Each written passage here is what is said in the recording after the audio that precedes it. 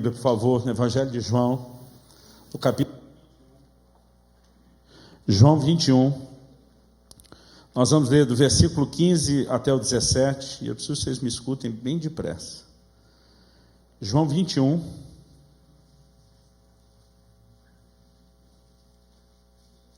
de 15 a 17.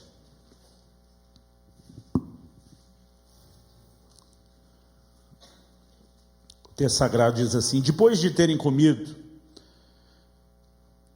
perguntou Jesus a Simão Pedro: Simão, filho de João, amas-me mais do que esses outros? Ele respondeu: sim, Senhor, tu sabes que te amo. Ele disse: apacenta os meus cordeiros. Tornou a perguntar-lhe pela segunda vez: Simão, filho de João, tu me amas? E ele respondeu: sim, Senhor, tu sabes que te amo. Disse-lhe Jesus: pastoreia as minhas ovelhas. Pela terceira vez Jesus lhe perguntou: Simão, filho de João, tu me amas? E Pedro entristeceu-se por ele ter dito pela terceira vez: tu me amas?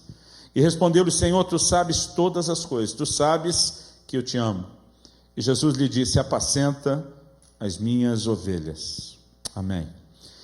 Antes de compartilhar o que está nesse texto, acabei deixando para falar da minha família depois. Estou acompanhado da minha esposa querida Kelly. Esse mês de novembro passado nós fizemos 20 anos de casado, e queria que ela ficasse em pé, e juntamente com ela estão meus filhos, o Israel, aquele rapaz está vindo da porta, e a Lissa. Fica em pé também, Lissa, né? Israel está com 17 anos, a Lissa com 14, graças a Deus amam ao Senhor. De vez em quando a gente tem umas férias, um modelo diferente da agora, e eles reclamam, eles dizem: pai, a gente quer estar com os irmãos, a gente quer conhecer as igrejas por onde a gente passa, né? Eles dizem que turismo mesmo é saber o que é que Deus está fazendo na terra, e não só ver monumento e tirar foto. Eu louvo a Deus pela vida deles. Amém. Eu creio que foi em fim de março ou começo de abril de 94, Deus mexeu muito forte com o meu coração em cima desse texto. Eu vou fazer uma versão mais enxuta, e no final, se eu conseguir resumir, talvez eu exponha um pouquinho do contexto em que essa palavra me foi dada. Mas Deus me fez perceber que Jesus está aqui discutindo um assunto com Pedro da mais alta importância. Como eu falei antes, quando mencionei o livro, né? Amar a Deus de todo o nosso coração, entendimento, alma, forças, é o que Jesus chamou de o maior mandamento. O maior mandamento não é apenas amar a Deus, é amar a Deus com tudo que é em nós, né? É amor total, eu gosto de chamar, com toda a alma, com todo o coração, entendimento, força. E eu comecei a perceber que, de fato, às vezes a gente não trata do assunto como deveria, não dá a ele a importância, não cava talvez tão fundo nessa área como deveria.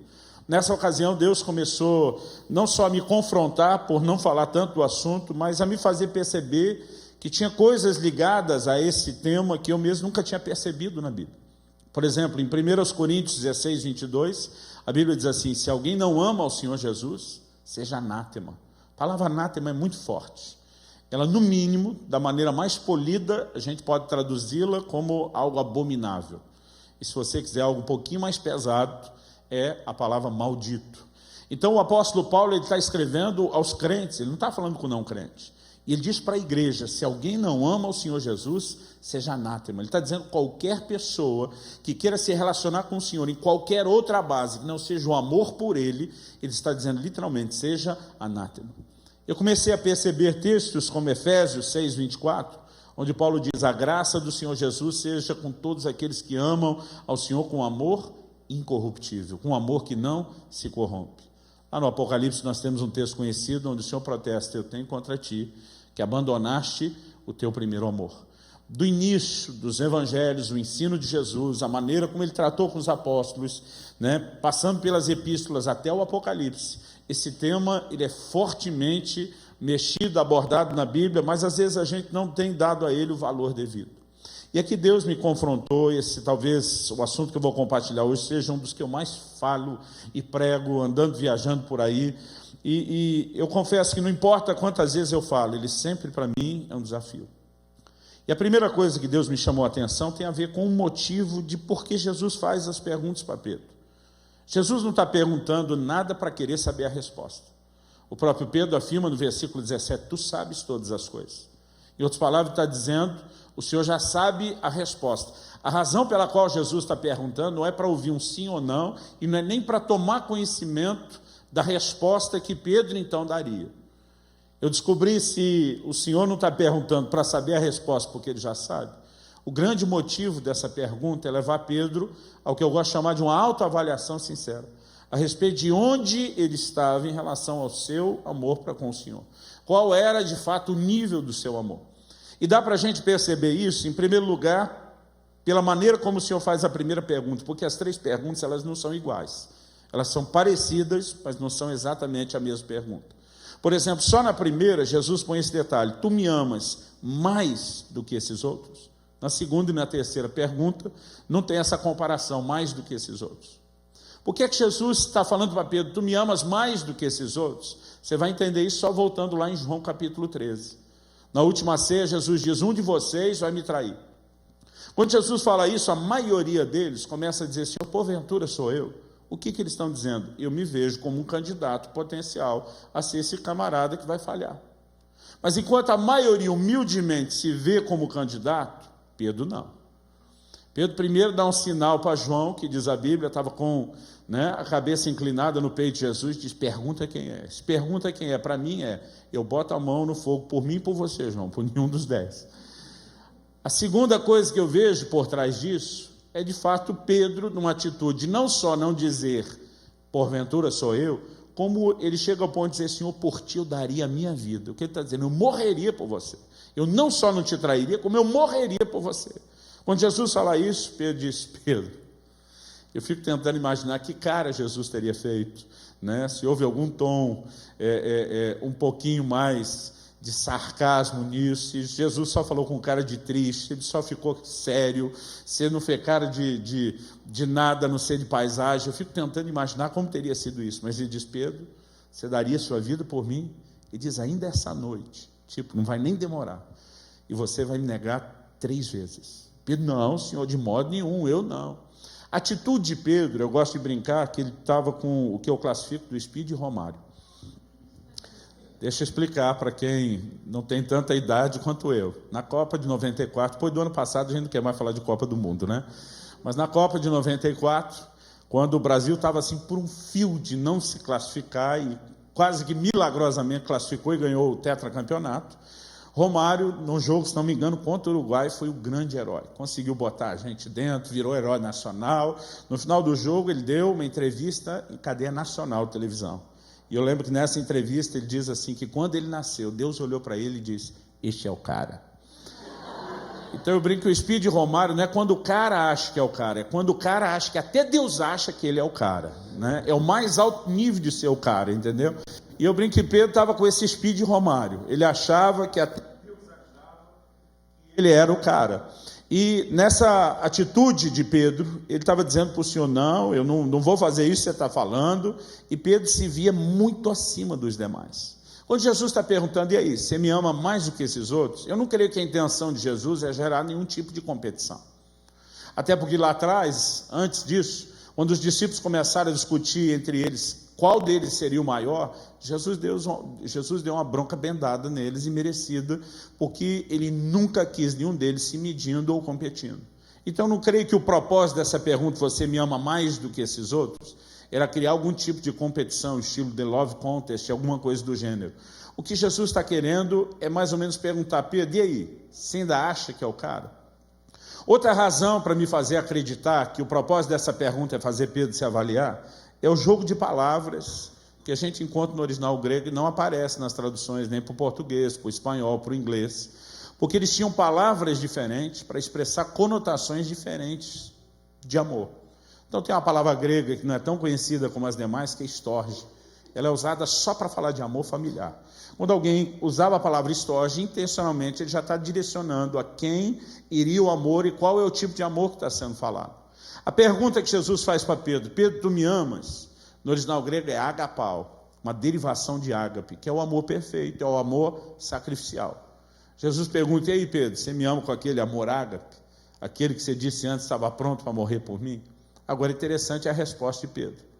Embora na nossa leitura, no português, no inglês, ela parece só que Pedro está falando a mesma coisa, Pedro não responde exatamente o que Jesus perguntou. Pedro diz: tu sabes que eu te amo, filéu. Filéu é amor fraternal, é amor de amigo, é amor de irmão. Mas Pedro responde uma outra intensidade diferente do que Jesus está falando.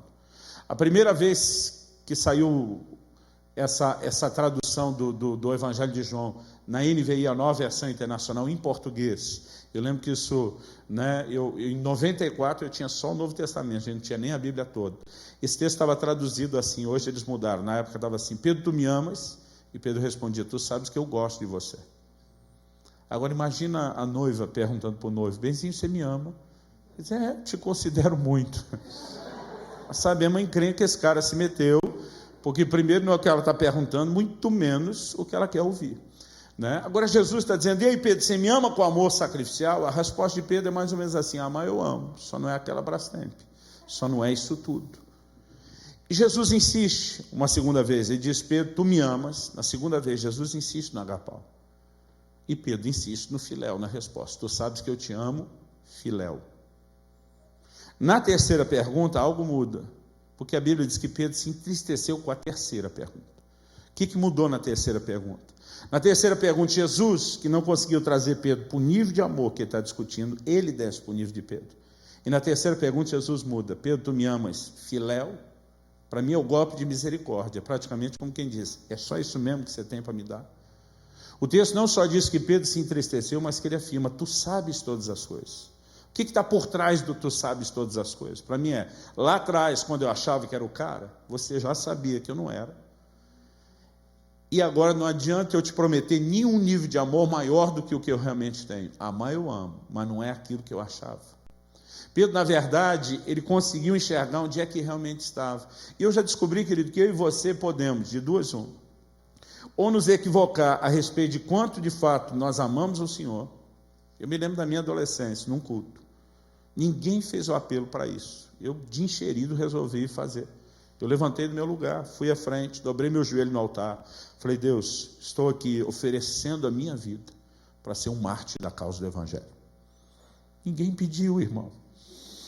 Eu fui lá fazer isso, porque naquele momento eu achava que eu amava mesmo a ponto de dar minha vida. Eu, como Pedro, descobri, não muito tempo depois, que eu estava equivocado. Eu não amava tudo aquilo que eu achava ou declarava que amava, mas algumas vezes nós passamos por isso. Ou, como eu falei, de duas uma, o que pode acontecer conosco, já que Paulo diz em Efésios 6:24, a graça seja com aqueles que amam a Jesus com amor incorruptível, é que às vezes o nosso amor se corrompe. Jesus diz: eu tenho contra ti que você abandonou aquele seu primeiro amor. Alguns de nós já estivemos num nível mais profundo e de alguma forma permitimos que isso se comprometa. E a razão pela qual eu creio que Deus quer que de tempos em tempos eu e você possamos nos avaliar de forma sincera, não é porque Ele quer deixar nenhum de nós debaixo de um peso de culpa ou condenação. No dia que Deus falou isso comigo, eu realmente, debaixo de uma visitação do Espírito Santo, eu confesso para você, eu me arrebentei porque enquanto eu estava entendendo o texto, eu também, de alguma forma, pela ação do Espírito Santo, eu entendi onde é que eu estava, qual era a limitação do meu amor. Eu descobri que eu, como Pedro, tinha só um filéu, no meu caso era um filéuzinho de nada. Eu entrei em crise, eu chorei muito. Eu não só chorei, eu pensei, no começo da mensagem que ele está me dando, a coisa já está nesse nível, até o fim ele me mata. Mas a segunda coisa que Deus falou, a primeira é sobre a importância dessa autoavaliação sincera. A segunda coisa que Deus falou comigo, ela me deu um pouco mais de ânimo. É que o nosso amor, ele pode crescer. Jesus, embora leve Pedro a perceber que o amor dele naquele momento não é tudo aquilo que ele achava que era, nem tudo aquilo que ele prometeu para Jesus seria. Jesus, na verdade, consegue mexer com Pedro e fazer enxergar que, embora naquele momento ele não tivesse isso, ele um dia iria chegar lá. E eu vou te mostrar exatamente onde é que Jesus mostrou isso. Mas a primeira coisa que eu quero que você possa perceber nesse texto é que, mesmo quando Pedro está falando, tu sabes que eu te amo filéu, tipo, não é aquela Brastemp, não é aquelas coisas, o que é que Jesus diz o tempo todo? Apacenta as minhas ovelhas. Ele está dizendo, eu não desisti de você, eu não cortei você do time, eu estou contando com você, porque você tem que imaginar um Pedro aqui, querido, quebrado, arrebentado, desanimado. Eu particularmente acredito que Pedro não se via mais como parte desse time. Não só porque ele voltou a pescar, isso aqui é relativo, dá para a gente discutir e não chegar a lugar nenhum. Mas em Marcos 16, o anjo que aparece para as mulheres que vão ao túmulo vazio de Jesus, o anjo que aparece para dar notícia da ressurreição, e diz para elas assim, ide dizer aos discípulos e a Pedro. Pedro é o único mencionado pelo nome. Porque eu acredito que se ela só chegasse dizendo, olha, o anjo mandou falar aos discípulos, talvez Pedro diria, estou fora. Eu neguei o Senhor. O Evangelho de Marcos, e os historiadores dizem que Marcos escreveu debaixo da tutela, da mentoria de Pedro, ele é o único que dá esse detalhe com clareza. Diz que na terceira vez em que Pedro nega, ele praguejou. Uma outra versão diz, soltou imprecações. É a mesma coisa. A gente não sabe exatamente quem foi que Pedro xingou. Se ele xinga a pessoa que está perguntando, ou se ele chegou ao ponto de xingar o Senhor, para tentar desassociar completamente a figura e dizer, não tem nada a ver com ele, porque jamais um discípulo trataria dessa forma. A verdade é que Pedro chorou amargamente, ele sai daquele lugar arrebentado, e aqui a gente tem um Pedro, querido, que enxergou que ele não era tudo que achava que era. A gente tem um Pedro que já sabe que não está com a bola toda. E cada vez que o Senhor está perguntando, ele diz, não estou nesse nível, já prometi algo, já acreditei em algo antes, não é bem isso. Mas a conversa de Jesus, acompanhe comigo, no versículo 18 e 19, para mim ela é muito esclarecedora. A gente leu do 15 ao 17, olha comigo o 18 e o 19. O texto diz assim, em verdade te digo que, quando eras mais moço, tu te cingias a ti mesmo e andavas por onde querias. Quando, porém, fores velho, estenderás as mãos, outro te cingirá e te levará para onde não queres. Durante muito tempo, quando eu li a Bíblia, eu deixava nas minhas Bíblias de estudo, cada uma delas, um ponto de interrogação do lado do versículo 18. Só faltava fazer o comentário, é mistério, porque eu não conseguia entender o que é que Jesus estava falando aqui, mas a verdade é que a resposta no versículo seguinte, disse isso, para significar com que gênero de morte Pedro havia de glorificar a Deus. E depois de assim falar, acrescentou-lhe, segue-me. O que Jesus está dizendo? Quando ele diz, em verdade, te digo, quando eras mais moço, Jesus não está falando só da idade cronológica, está falando da falta de maturidade. E quando ele diz, quando fores mais velho, também não está falando só de idade cronológica, mas está falando de maturidade. E diz, Pedro, quando você era mais moço, você mandava no seu nariz, você se governava, você estava no controle. Mas chegará o dia em que você não vai mais se governar. Você vai estar debaixo da liderança de outra pessoa. E eu creio que ele está falando do próprio governo do Espírito Santo. E aí ele diz assim, você vai estender as mãos. Olhe para cá um instante.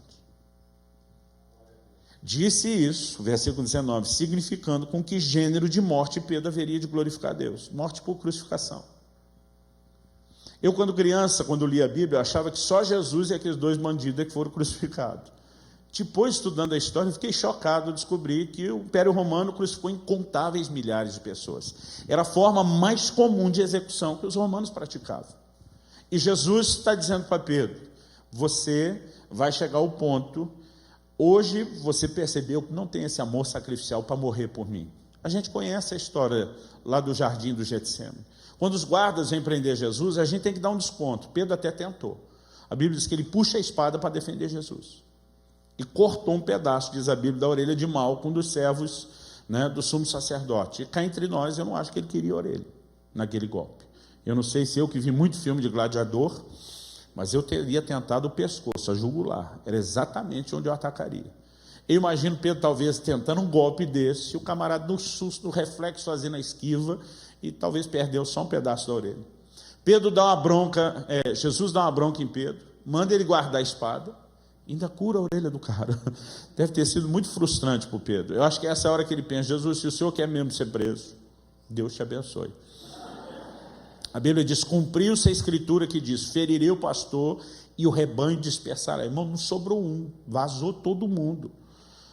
O Evangelho de Marcos é o único que dá esse detalhe, alguns estudiosos sugerem a possibilidade de ter acontecido com ele. Diz que tinha um jovem enrolado num lençol, quando os guardas tentaram prendê-lo, que mostra que os guardas queriam prender todo mundo, não só Jesus, esse cara largou o lençol na mão dos guardas e fugiu nu, tamanho desespero. Não sobrou ninguém por perto. E a Bíblia diz que Pedro e João capítulo 18, diz que eles iam seguindo de longe. O que é esse de longe? Nós temos a curiosidade de ver no que é que vai dar. Mas se eles ainda tentar pegar a gente, tem uma distância de segurança para correr. Então Pedro percebeu logo de cara que ele não estava pronto para morrer pelo Senhor. Que o amor dele não era isso tudo. E agora quando Jesus está perguntando, e aí, você me ama agapau? Só filéu. Eu achava que tinha esse negócio, descobri que não tem.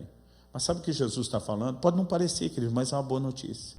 Quando ele diz, Pedro, você vai estender as mãos, significando com que gênero de morte Pedro havia morrido, ele está dizendo, chegará o dia em que o seu amor terá crescido até o nível do agapau.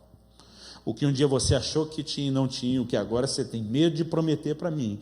Eu quero te dizer, eu olho para você, Pedro, e vejo você chegando lá. E deixa eu te dizer algo, querido, Deus acredita em você, mais do que sua mãe. Aleluia. Que mãe é mãe. Eu li uma história de uma mãe que foi ver o filho desfilar na parada militar. Diz que o menino marchou no compasso errado da troca, do começo ao fim. Quando todo mundo erguia o pé direito e o esquerdo. E a televisão acompanhou o garoto marchando errado o tempo todo. No final, não sei como, acharam a mãe. Foram entrevistá-la. Como é que a senhora se sentiu vendo seu filho marchando errado? Resposta da mãe, meu filho fez nada errado. Quem estava errado era o resto da tropa. Mãe só vê tudo de bom no filho, nada de ruim. Mas eu quero te dizer, Deus acredita em você mais do que sua mãe. Porque diferente da mãe que tenta tapar o sol com a peneira, alguém disse com muita propriedade que Deus nos chamou não em função do que nós somos hoje, mas do que nós viremos a ser nas suas mãos. Deus olha e não vê só a matéria-prima, Ele vê o produto final, Ele vê o produto acabado. E Ele está dizendo, Pedro, eu olho para você e eu vejo um Pedro cujo nível de amor vai crescer, vai chegar lá. Uma coisa que eu gosto demais é quando a Bíblia fala de Jesus, diz, Ele não esmagará a cana quebrada. Profecia de Isaías, nem apagará o pavio que fumega. Durante muitos anos eu não conseguia entender o significado dessa profecia. Quando eu tinha perto dos meus 20 anos de idade, eu me mudei do estado de São Paulo, onde eu cresci, me criei, né? Na verdade nasci na região do ABC, da Grande São Paulo, mas me criei em Campinas, que é a segunda maior cidade do estado, então eu cresci no meio da selva de pedra. Quando fui para o Paraná, eu não fui para a capital onde eu estou hoje, fui para o interior, Guarapuava. Tem algum paranaense aí, não? Tenho certeza, se perguntar de goiano... Eu estou impressionado, irmãos, andando nos Estados Unidos todo, o tanto de goiano que tem, vocês estão ganhando disparado. Eu achava que eram os mineiros de Valadares. Se eu soubesse, tinha trazido, era só livre, tinha trazido piqui para vender. Ok, voltando ao assunto sério. O que eu estava falando mesmo? Estou brincando. Quando o Senhor Jesus está falando com Pedro sobre o lugar em que vai chegar, Ele está mostrando que Ele acreditava nesse crescimento de Pedro. Eu acho interessante a gente observar aqui esse detalhe do que Jesus está falando dentro da ótica do que Isaías profetizou, né? Ele não esmagará a cana quebrada. Então eu falei que eu mudei para o Paraná, e uma coisa que eu não conhecia mesmo, era a tal da lavoura. Logo que eu mudei, um dos irmãos da igreja, um agricultor, um fazendeiro, falou para mim, pastor, o senhor tem que conhecer o novo contexto que o senhor está inserido. Um dia que o senhor estiver livre e puder, me avisa, eu quero te levar para a fazenda. E o trigo ainda está verde, não amadureceu, mas está numa altura bonita de se ver. Eu queria, enquanto faço o meu trabalho, te explicar tudo o que acontece, e eu queria te dar uma verdadeira imersão na cultura agrícola aqui. Eu falei, beleza, marquei com ele, assim que deu, e lá fomos nós. Primeiro eu fiquei pasmo com o tamanho dos campos, não tinha ideia de que o negócio era tão imenso, tão grande, aquelas coisas assim quase sem fim. E nós estamos andando horas e horas na caminhonete dele, enquanto ele vai fazendo trabalho, ele vai explicando por que ele colhe as diferentes amostras, o que ele acompanha, quais as variações em cada terreno da plantação. Só que enquanto nós estamos andando, e andando muito e muito tempo, na caminhonete dele, eu fico olhando pelo retrovisor e eu vejo que onde a gente passa o trigo, né, tem 2 rastros atrás de nós, que o trigo está todo no chão, que é onde o pneu está passando. E eu vejo que ele está andando muito, é muito trigo que fica para o chão. Aí eu acabei fazendo a pergunta, você faz isso todo dia? Ele falou, todo dia. Eu falei, esse tanto? Ele falou, não, hoje estou resumindo que você está aqui, às vezes é mais do que isso. Quando ele falou que andava mais do que aquilo todo dia, aí eu disparei minha ignorância. Falei, daqui a pouco não tem mais trigo. Quando eu falei isso, ele freou a caminhonete, parou, começou a rir. Eu brinco que fosse hoje, teria dito, sabe de nada, inocente. Ele desceu da caminhonete e falou, vem cá. Mostrou o trigo todo no chão atrás. Você falou para mim, você acha que isso não levanta? Eu falei, tenho certeza que não levanta. Ele falou, você está enganado. Eu falei, não, enganado deve estar você. Essa caminhonete pesa no mínimo 1 tonelada, talvez quase 2. Ele falou, pastor, esse trigo vai levantar. Eu falei, não. Eu nunca tinha visto, não tinha noção. Ele falou, faz o seguinte. Me puxou para frente da caminhonete, falou, dá uma olhada naquele canto para a esquerda, mas assim, tenta olhar parelho com a altura do trigo, porque ele é todo igual, da mesma altura. Então foca nessa altura, olhando bem nessa direção, vê se eu ver alguma diferença. E eu olhando na direção que ele apontou, eu comecei a perceber uma diferença. Tinha um carreiro, exatamente da mesma largura, né? Na verdade, 2 carreiros, e na mesma direção em linha reta, onde o trigo era todo pelo menos 1 palmo mais baixo do que os demais. Ele falou, o senhor está enxergando o quê? Eu falei, estou vendo 2 carreiros que são menores. Ele disse, qual a largura do carreiro? Qual a distância entre um e outro? Quando ele falou bem, comecei a observar, eu olhava atrás da caminhonete, olhava de novo, media, olhava atrás da caminhonete, falei, não, você não está querendo dizer que você passou ali e aquilo levantou. Ele falou, passou ali faz umas 2 semanas. Ele diz, agora olha para trás, você não precisa nem baixar para ficar parelho, que aqui está fácil de enxergar. Ele apontou na direção de trás, eram mais de 2 palmos, que o trigo ainda estava para baixo dos outros, aqueles 2 carreiros. Ele falou, ali faz 1 semana. Eu dizia, não pode um trigo com a caminhonete passou em cima, levanta, é impossível. Quando eu falei impossível, ele disse, vem cá, eu vou te mostrar como que é impossível levantar. Então ele ajoelhou, pegou um daqueles trigos que estavam no chão, ele disse, se você chegar aqui, onde a cana, que é o caule, onde a cana quebrou e fizer isso, aí com o dedo ele pegou e esmagou. E disse, agora está impossível, esse não levanta mais. A única forma disso não recuperar, não é se a cana, se o caule quebra, é se você esmaga o lugar onde quebrou. Se não esmagar, ele vai levantar. Na hora, pela primeira vez, me caiu a ficha. Quando a Bíblia falando de Jesus, diz, ele não esmagará a cana quebrada. Eu vejo que, em outras palavras, está dizendo que não importa o que tem atropelado eu, você, no meio do caminho, ele não vai roubar de nós a esperança de sermos restaurados.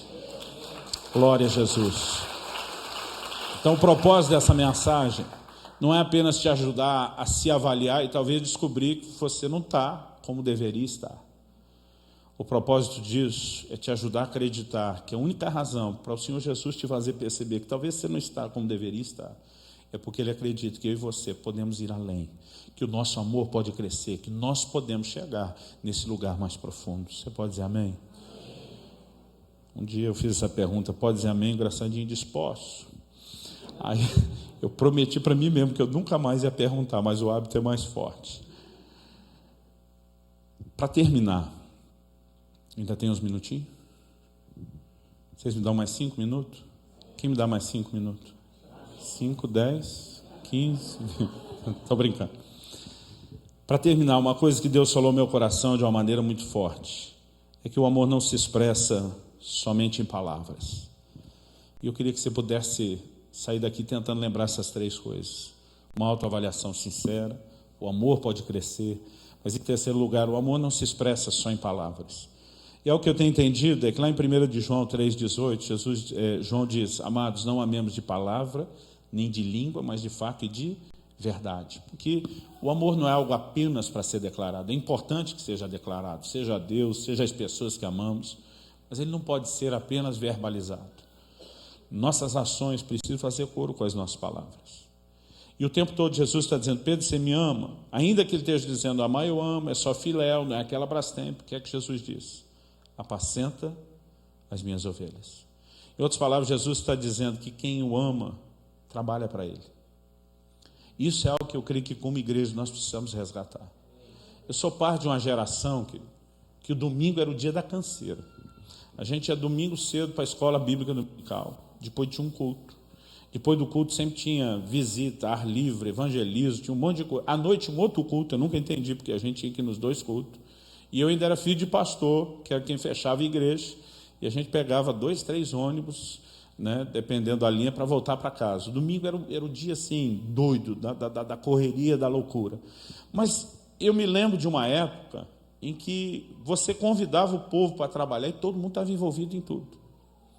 Hoje em dia, querido, a coisa está mudando, e eu vou dizer, não é só o Brasil, não é só aqui na América, isso é global. O que eu percebo é que a gente tem cada vez mais uma geração de consumo, que a visão é, eu entro na igreja para consumir. E o pior, o índice de exigência está cada vez mais alto. Se o ministério infantil não for top, eu vou para a concorrência, que é outra igreja.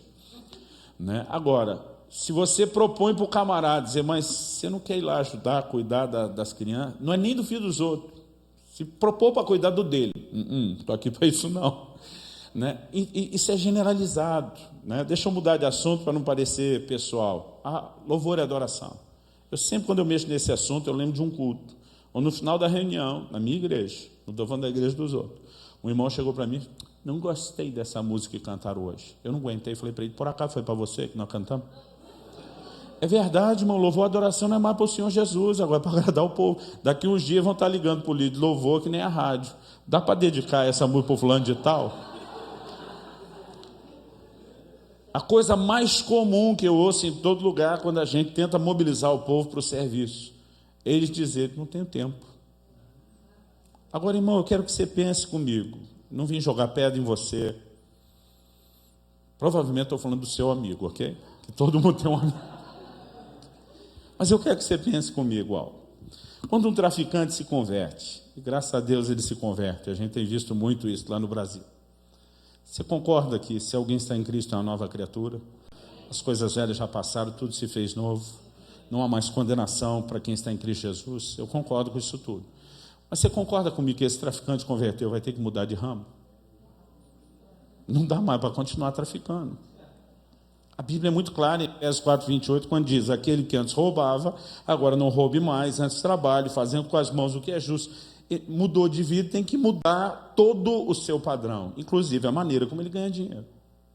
Quando uma garota de programa se converte, e graças a Deus a gente tem visto muitas delas se converter, você também concorda que ela é nova criatura, as coisas velhas já passaram, tudo se fez novo, não há mais condenação? Mas você também concorda que ela vai ter que mudar de prestação de serviço? Não consigo achar um crente, irmão, que vai duvidar disso. Porque todo mundo vai dar a mesma resposta. Não, agora converteu, tem que se ajustar à palavra de Deus. Aí a minha pergunta é, por que você, trabalhador, empresário, profissional, liberal, acredita que está isento de ter que cumprir a grande comissão? O ex-traficante tem que parar de traficar porque ele tem que obedecer à Bíblia. A ex-garoto de programa tem que parar de fazer programa porque tem que obedecer à Bíblia. Mas você não tem que ganhar ninguém para Jesus. Você não tem que fazer discípulos. Essa é a ordem que ele deu para todo mundo. E quando as pessoas me dizem, pastor, não tenho tempo, estou trabalhando demais. Minha resposta é, então talvez você vai ter que trabalhar um pouco menos. Se necessário, diminuir o seu padrão de vida. Ou descobrir como fazer isso enquanto trabalha. Mas nenhum de nós, querido, pode tomar a decisão de dizer, eu não vou obedecê-lo.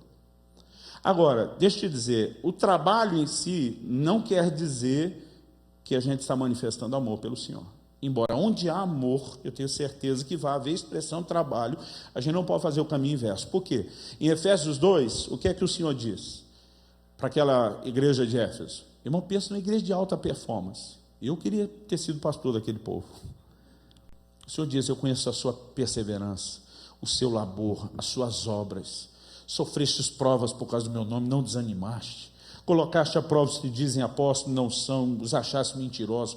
Até o controle de qualidade da igreja era altíssimo. Mas ele diz, eu tenho, porém, contra ti, que abandonaste o teu primeiro amor. Então, só trabalhar, querido, não quer dizer que eu esteja expressando amor. Mas nós precisamos entender o princípio inverso.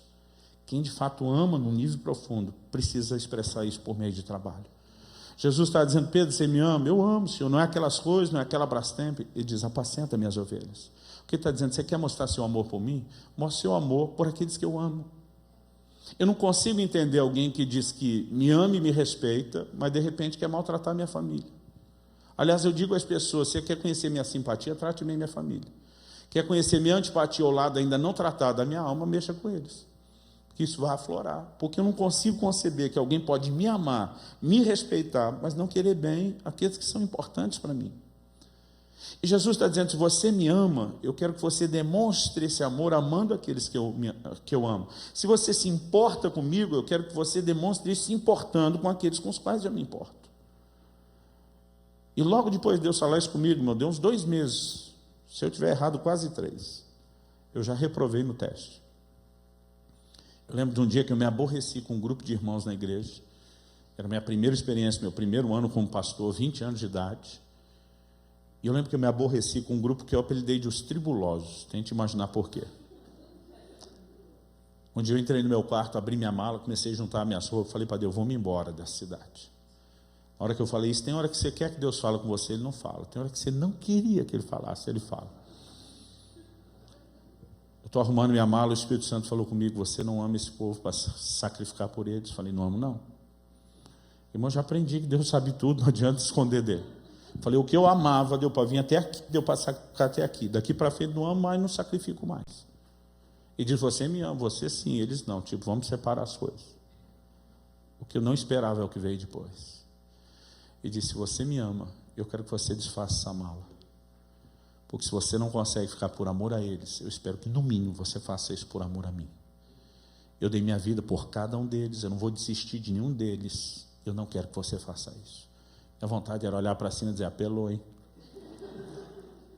Por que eu estou dizendo isso, queridos? Você, eu, cada um de nós podemos trabalhar movido por N tipo de motivações. Tem gente que trabalha para ser reconhecido. É errado reconhecer? Claro que não. Deus trabalha com galardão, com reconhecimento, então não pode ser errado reconhecer. O problema de quem trabalha só para ser reconhecido é que a hora que deixar de ser reconhecido, ele para de trabalhar. Qualquer outra motivação, querido, que não seja o amor pelo Senhor Jesus, ela não dura, ela não sobrevive. A única coisa que vai fazer com que eu e você permaneçamos fiéis, determinados, prosseguindo, sem desistir, é se nós fazemos isso por amor ao Senhor. Eu entendo, a minha geração, irmão, tem visto uma verdadeira revolução. A gente hoje canta sobre amor ao Senhor como não se cantava antigamente. A gente falava da grandeza de Deus, do poder de Deus, das virtudes de Deus, mas era assim, era um Deus para ser admirado de longe, não tinha muita intimidade, não tinha amor. Nossas canções mudaram muito. Mas enquanto nas canções nós evoluímos no assunto do amor, na área do trabalho eu creio que nós regredimos. E nossas ações, elas precisam fazer coro com as nossas palavras. Eu acredito que algumas vezes a maior declaração do amor de Deus não é o que a gente fala, não é o que a gente canta. É a nossa disposição de arregaçar as mangas, de meter a mão na massa e dizer, eu vou demonstrar o meu amor ao Senhor Jesus, servindo e tocando a vida daqueles que Ele ama. Eu creio que é um lugar onde eu e você precisamos estar, onde a nossa paixão por Ele é tão intensa, que a gente transborda isso tocando outras pessoas. Outro dia alguém me perguntou, pastor Luciano, como o senhor aguenta? O senhor tem uma igreja que você pastoreia, aliás, nós temos uma rede de igrejas, você tem pastores que você acompanha, você tem sua própria casa, sua família, e você fica em média 3 dias por semana, normalmente quinta, sexta, sábado eu estou fora viajando, eu rodo o Brasil todo e fora dele. E outro dia até alguém me falou, 3 dias não é muito. Eu falei, não é muito se você pensar em uma saída. Se você pensar toda semana, todo ano, por mais de 20 anos, você vai descobrir que é muito tempo. Tem gente, irmão, outro dia eu conheci um pastor, né? Não, já conheci o pastor, encontrei esse pastor, e eu falei para ele, rapaz, eu percebi que você está viajando mais. Eu falei, não, é que minha sogra veio morar em casa, então eu fui para o itinerário. Eu não quis nem perguntar se aquilo era só brincadeira ou se era verdade, com medo do que eu pudesse ouvir. Tem gente que às vezes está fora porque está correndo de alguma coisa, não é o meu caso. Deus me deu uma mulher maravilhosa, me deu filhos preciosos, e eu estava falando para eles agora, no início do culto, a gente já está 1 mês viajando, né? Eu falei para eles, é uma delícia estar todo dia com vocês, porque se eu pudesse, querido, eu não deixava eles. Tem hora que eu vou para o aeroporto, tem hora que eu pego o carro para viajar, tem hora que eu saio chorando, porque é difícil não estar perto. Mas alguém me perguntou, onde é que você tira forças? Como é que você aguenta? Eu digo para eles, a única coisa que não me deixa desistir é quando eu lembro para quem e por que eu estou fazendo o que eu faço. É por amor a Ele. Eu acredito que a única motivação que vai durar é se de fato a gente entender isso. Eu queria que você ficasse em pé para parecer que está acabando. Eu sei que dá um efeito psicológico. Apesar que o pastor que me discipulou, ele falava isso, pregar mais 15 minutos com a gente em pé. Eu queria que a gente orasse. Eu gostaria só que você pudesse colocar seu coração diante do Senhor. A gente não precisa resolver isso tudo aqui agora, mas eu creio que Deus quer pelo menos começar algo que depois vai acompanhar a mim e a você para os nossos lares. Se depois você tiver tempo e quiser digerir isso melhor, ouvir essa mensagem completa, você pode achá-lo no YouTube ou no nosso site com o tema Tu Me Amas. Eu creio que melhor do que só você olhar para dentro de você e tentar se avaliar, é aquela oração do salmista. No Salmo 139 ele diz: sonda-me, ó Deus, conhece o meu coração. Eu creio que melhor do que se avaliar apenas, a Bíblia fala sobre isso, examine-se o homem a si mesmo, mas melhor do que apenas o autoexame, é quando a gente faz isso com a ajuda do Espírito Santo. Ele é o único que tem o poder de mostrar onde nós realmente estamos. Eu creio que nessa noite Deus está repetindo para você a pergunta que Ele fez a Pedro: tu me amas? Não para você responder sim ou não, até porque Ele já sabe a resposta. O propósito dessa pergunta é ajudar você a entender onde é que você está. E ao te ajudar a entender que você não está onde deveria estar, eu creio que o propósito de Deus não é colocar nenhum de nós debaixo de culpa ou condenação. Isso é ministério do diabo. Eu creio que Ele quer nos encorajar a alcançar o alvo.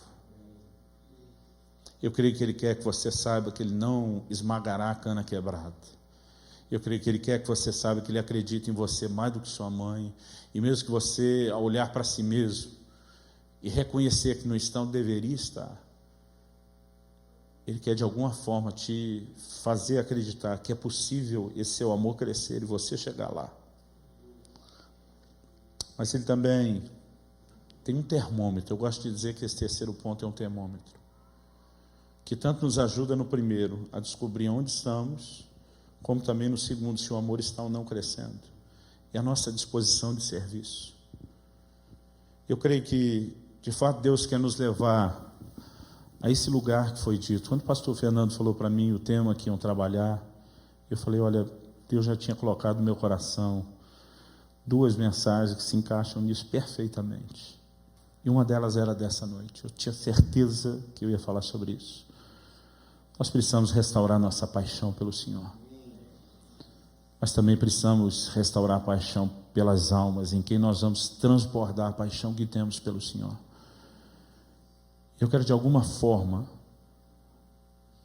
não é jogar pedra em você aqui hoje, é servir de estímulo, para que você, à medida que resgata sua paixão pelo Senhor, que você transborde isso na vida de outras pessoas. Seja evangelizando, seja ajudando a cuidar, seja discipulando, seja servindo. Não existe melhor declaração que nós podemos fazer de amor ao Senhor do que o nosso próprio trabalho e o serviço para Ele. Espírito Santo, a Tua palavra foi lançada, e se você não vivificá-la, terá sido só um discurso, só uma palestra. Mas nós te pedimos mais do que isso. Abre os nossos olhos, ajuda-nos a entender de uma maneira mais profunda aquilo que está sendo falado, não apenas aqui e agora. Que ao sairmos desse lugar, aquilo que o Senhor começou tanto a falar como a fazer, continue, se estenda a um nível mais profundo, e Espírito Santo, que venha aquela aplicação personalizada que só o Senhor pode fazer. Nós clamamos em nome de Jesus. Ajuda-nos a enxergar onde realmente estamos, porque muitas vezes nós nos equivocamos, nos enganamos. Nós não queremos, ó Deus, apenas presumir que te amamos com amor total que deveríamos, quando ainda estamos um pouquinho distantes disso. Mas também não queremos que essa descoberta sirva para desanimar ou fazer ninguém desistir. Queremos ouvir o Senhor declarando, como a Pedro, que acredita em cada um de nós, que nós podemos ver nosso amor crescer e podemos chegar a esse lugar que ainda não alcançamos. E oramos por um encorajamento sobrenatural para isso. Mas também clamamos, Senhor, ajuda-nos a entender a importância de transbordar isso através do serviço. Eu sei que o Senhor tem feito promessas sobre essa casa. Eu sei que cada uma delas vão se cumprir. Eu oro que isso não seja retardado ou atrasado pela nossa falta de disposição de cooperar contigo. Eu oro que venham dias, ó Deus, onde não apenas a paixão, o amor pelo Senhor se intensifique, seja retomado, seja restaurado. Mas eu oro que venham dias onde isso transborde num nível de frutificação como nunca antes. Em nome de Jesus. Eu gostaria que você, à medida que olha o seu coração e se questiona sobre o seu nível de amor para com o Senhor, eu gostaria que você não pensasse nisso apenas numa crise. Outro dia alguém me disse: pastor, eu estou em crise. Falei, o que é essa crise? Ele falou, não, eu acho que eu perdi meu primeiro amor. Falei para ele, então você não está em crise, você está em pecado. Porque amar o Senhor de todo o coração é o maior mandamento. Mesmo que eu o ame, mas abaixo da intensidade que deveria, eu estou quebrando não só um mandamento, estou quebrando o maior mandamento. Jesus diz, lembra de onde caíste. Ele classifica isso como queda. Ele diz, arrepende-te. Então ele está chamando isso de pecado, ele não está chamando de outra coisa. Isso não é apenas uma crise, é um assunto que precisa urgente e seriamente ser tratado e resolvido. Mas eu acho interessante a maneira como ele trata. Ele diz, lembra-te de onde caíste. O apelo dele não é, ei, você tem que me amar, porque afinal de contas é o maior mandamento. Ainda que seja um mandamento, Deus não quer que a gente cumpra só com senso de obrigação. Eu creio que Ele quer que a gente cumpra com senso de prazer. Eu tenho uma ordem bíblica de amar minha esposa. Mas se a cada manhã, quando acordo, eu falasse para ela, ó, Deus mandou te amar, fazer o quê, né? Estou aqui para isso. A gente não estaria casado há 20 anos. Ainda que é uma ordem que me foi dada, eu posso cumpri-la com prazer. E para mim tem sido um prazer obedecer essa ordem. Quando ele diz, lembra-te de onde caíste, eu creio que ele está apelando para o senso de saudade. Ele diz, se você lembrar do que é que nós já tivemos, você vai sentir falta disso. Quando ele diz lembra, ele está dizendo visita lá na sua memória, no seu coração, aquele nível profundo, mais profundo que você já tivemos, e você vai querer de volta. E espero que nessa noite o Espírito Santo não só te faça perceber que o seu amor de fato precisa crescer, que eu e você ainda não estamos onde deveríamos estar, mas alguns de nós talvez não amamos tão intensamente e só vamos descobrir que temos que crescer. Outros de nós vamos perceber que baixamos um pouco a intensidade. A minha oração é que você possa ter saudade desse lugar onde você já esteve, e que esse de fato seja profeticamente um ano de restauração da sua paixão pelo Senhor, em nome de Jesus. Pai, nós estamos diante de Ti e clamamos que aquilo que o Senhor começou aqui agora não termine aqui agora com essa reunião. Oramos que esse fim de semana seja, ó Deus, um marco nas nossas vidas, que a Tua voz, a palavra profética flua e o mover do Teu Espírito cele isso nos nossos corações e nas nossas vidas de uma forma profunda. Nós clamamos em nome do Senhor Jesus, em nome de Jesus. Se você crê e concorda, diga amém. Se você recebe essa palavra, diga eu recebo em nome de Jesus. Se você quiser orar um pouco.